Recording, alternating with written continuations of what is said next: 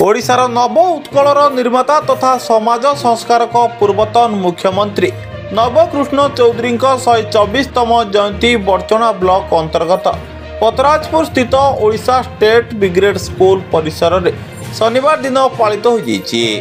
नवकृष्ण चौधरी स्मृति committee Balichandrapur आनुकूल्य कमिटीर सभापति professor Jatindra Kumar राउतों अध्यक्षतार अनुष्ठित सभारे मुख्य अतिथि भाव अवसर प्राप्त प्रोफेसर डॉक्टर रामचंद्र महांती जोगदे ओडिशार बरपुत्र मानक मध्य नवकृष्ण थिले अन्यतम तांको समय निशा निवारण एवं ओडिया भाषा को एक स्वतंत्र भाषार परिचय देवाकू जो संग्राम करथिले ताकू आजिर युवपीढ़ी अनुसरण करने उचित। मुख्य वक्ता भावे जातीय युव प्रकल्पर निर्देशक मधुसूदन दास जोगदे उत्कल सम्मेलनी गठन ही ओडिशा को नूतन रूप देता ताकू कार्यकारी करिबारे नवकृष्ण को अवदान अतुलनीय हेले तांको परिकल्पना एवं लक्ष्य दूरेई जाइछि।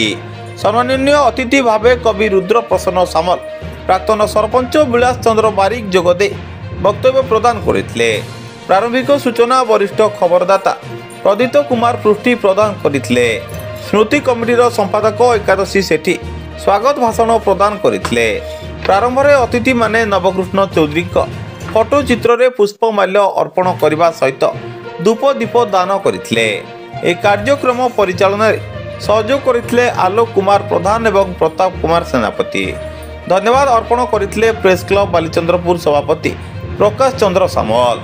बड़चणारू एकादशी सेटिंग को रिपोर्ट सूर्यास्त न्यूज। चंद्र कुमार राव सभापति नवकृष्ण चौधरी स्मृति संसद बालीचंद्रपुर आज दिन में बहुत गुरुत्वपूर्ण कथा गुड़िक आलोचना करागला एवं आज विषय वस्तु सारमर्म है जे राजनीति आ आध्यात्मिकता ए दुईटा एका संगे मिसी मिसी गति करते ना दुईटी समांतर गति आगे जाते। राजनीति से जहाँ करने चाहिए जड़े आध्यात्मिक व्यक्ति भाव मनीष मान समृद्धि देशर विकास गरीब मान उत्थान समस्त जो कार्यक्रम से करते प्रकृत आध्यात्मिकता था एवं से आध्यात्मिकता पथ अवलंबन कर नवकृष्ण चौधरी ओडिशा